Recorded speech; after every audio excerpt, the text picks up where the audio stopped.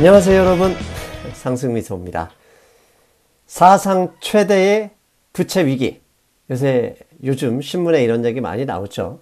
그 다음에 경제를 작년부터 마치 지구가 망할 듯이 비관론을 설파하시는 분들도 미국, 한국, 중국 전 세계의 부채 문제, 사상 최대의 부채 문제가 경제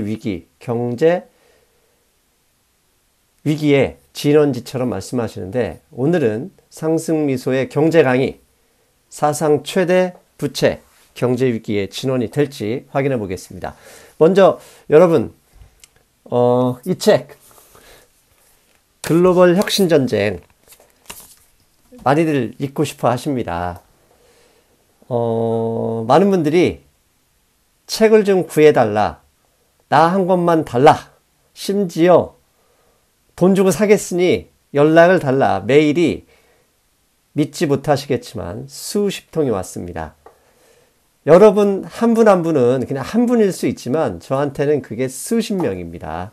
그래서 제가 그분들한테 일일이 답장하지는 않았습니다. 다만 방송으로 말씀드리는데 그거 불가능합니다. 다만 구할 수 있는 방법은 미래에셋 지점에서 거래하시는 분들, PB센터와 거래하시는 분들이라면 구해달라고 하시면 미래에셋 고객들은 구해주는 걸로 알고 있습니다. 저는 안타깝지만 여러분들이 공부하고 싶어하는 그 열정을 알고 있지만 공정하게 해야 되잖아요. 아셨죠? 그 점 양해 부탁드립니다. 오늘 강의 화면을 보시면서 바로 시작합니다. 사상 최대 부채와 경제 위기. 사상 최대 부채는 경제와 금융시장에 무조건 나쁜 것인가? 요즘 여러분들 이런 신문기사 많이 보셨을 겁니다. 불과 일주일 전에 나왔던 뉴스원 통신사죠. 국가부채 1700조 원 육박, 사상 최대, 국채 발행, 연금부채 증가. 이런 기사. OECD 관련, 한국만의 문제가 또 아닙니다. OECD 가입국가 그러면 선진국이죠. 회원국 정부 부채 11조 달러 사상 최대, OECD 금융위기의 그림자 경고. 한국뿐만 아닙니다. 이런 기사 많이 보셨습니다. 또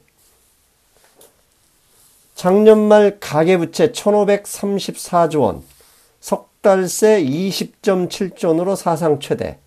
한국 문제고, 미국 사상 최대 국가부채 이어 재정적자 급증.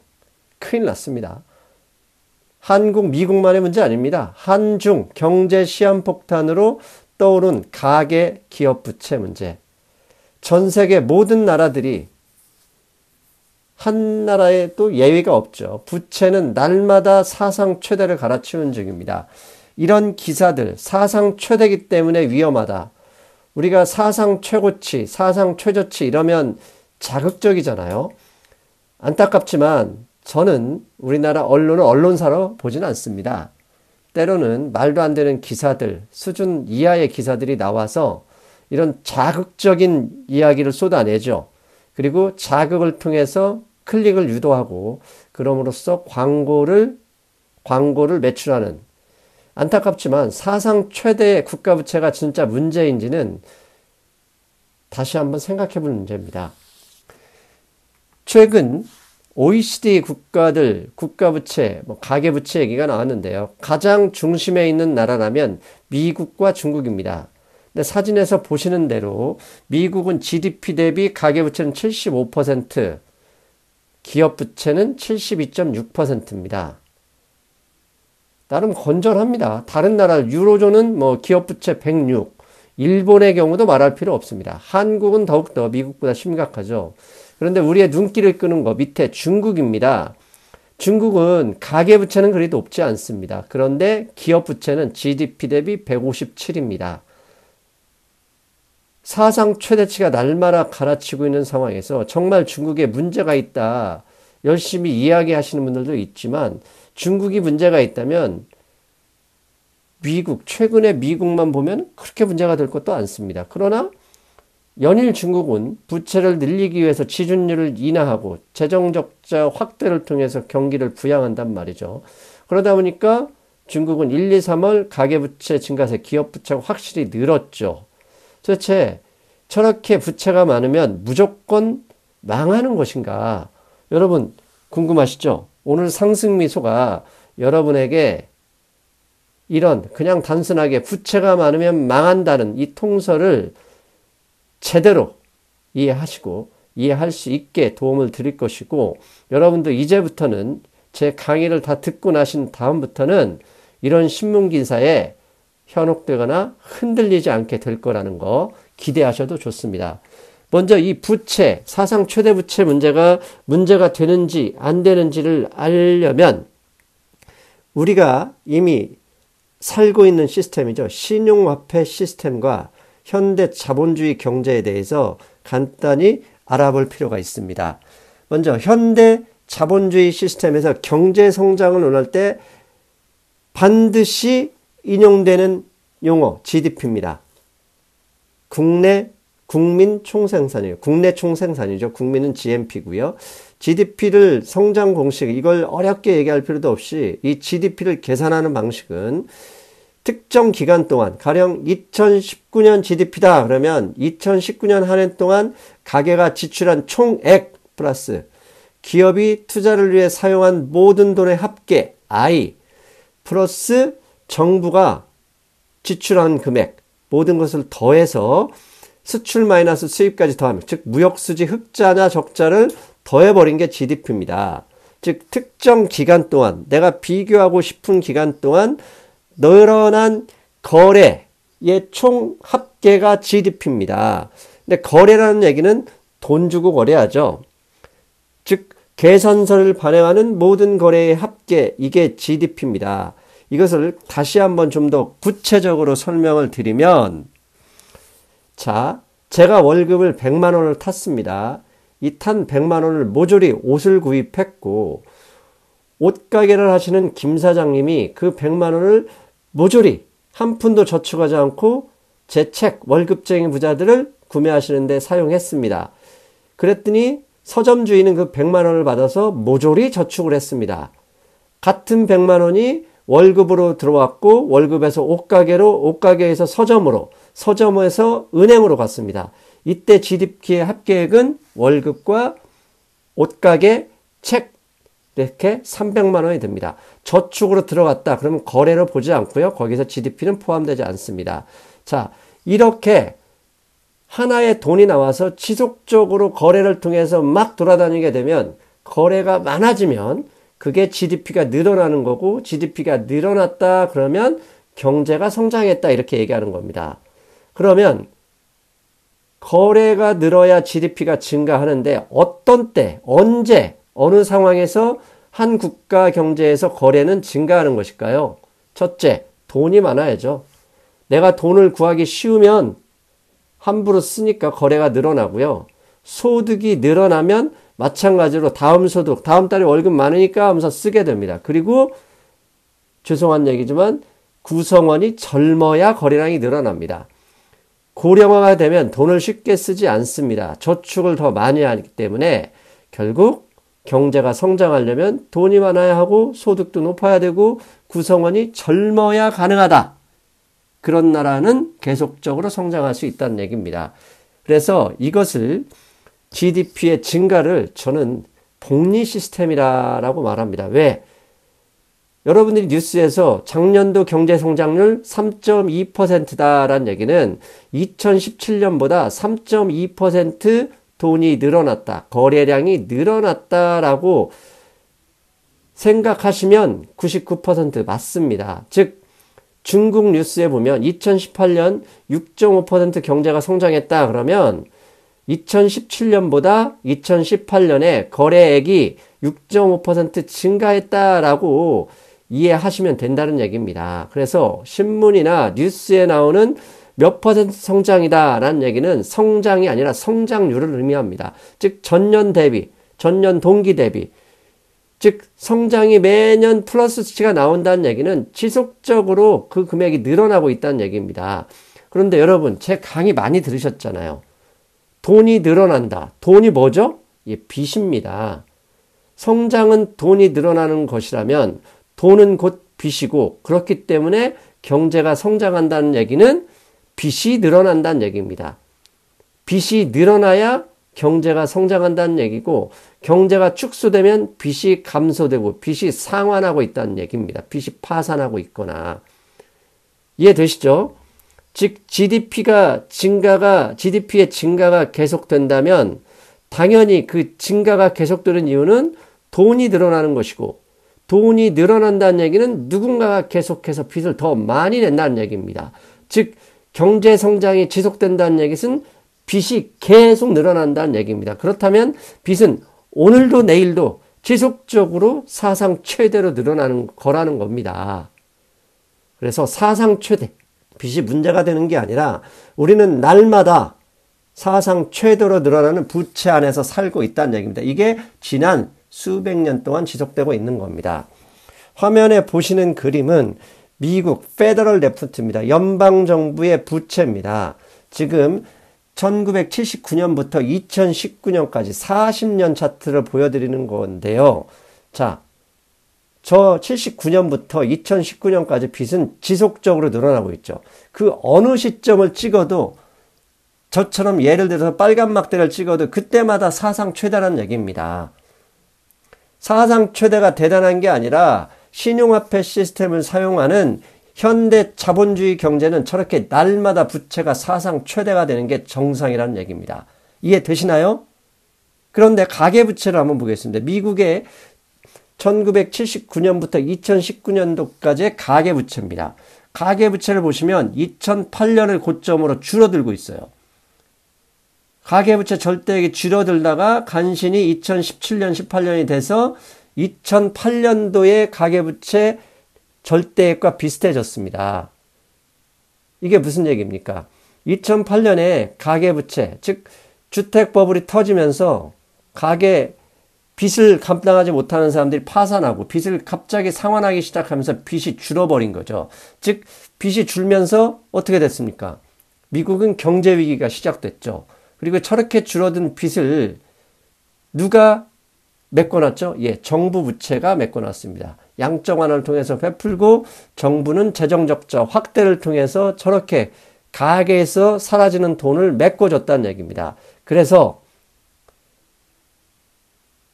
최대 부채, 사상 최대 부채가 문제가 되는 게 아니라 오른쪽 보시듯이 저렇게 부채가 늘어나지 못하거나 줄어들 때가 문제라는 얘기입니다. 누가 빌리든 그게 가계든 정부든 국가 경제 시스템 안에 돈은 매년 늘어나야 경제가 성장한다는 얘기입니다. 아시겠죠? 사상 최대 가계부채, 사상 최대 정부 부채, 이게 문제가 아니라 그게 마치 문제인 것처럼 기사를 보더라도 여러분은 어차피 자본주의 신용화폐 시스템을 사용하는 경제 시스템의 부채는 매일매일 사상 최대치인다. 그런데 화면에 보시는 것처럼 가계부채가 줄어드는 것처럼 빚이 줄어들거나 늘어나지 못하는 게 더 문제다. 신문에서 가계부채 감소세 뚜렷 이럴 때 대비하라는 얘기지, 가계부채 사상 최대 이럴 때 걱정하지 말라는 얘기입니다.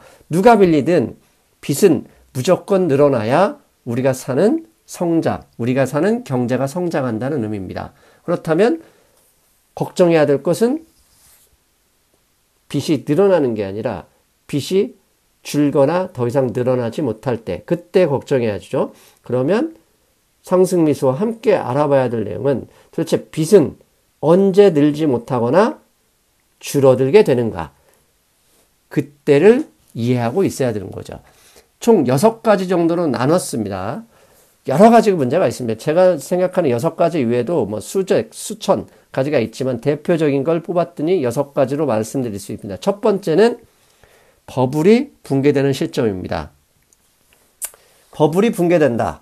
버블이라는 것은 돈이 밀물처럼 밀려들 때 과대 포장, 과대 가치가 계상되면서 더 많은 돈을 흡수하게 되죠. 그럴 때 버블이 생기고, 그런 버블이 무너질 때 이제 거기에 달려들었던 돈은 빚이기 때문에 빚을 갚을 수가 없는 거죠. 그렇게 되는 것을 제가 경제용어로 부채 디플레이션이다 라고 말씀드렸잖아요. 그래서 버블이 붕괴되면 돈을 빌려준 은행은 채권 관리를 강화합니다. 왜? 담보 가치가 떨어지는 만큼 돈을 빌린 사람한테 돈을 빨리 갚으라고 하고 못 갚으면 바로 해당 부동산을 경매 처리하기 때문에 그때는 빚이 줄어들게 됩니다.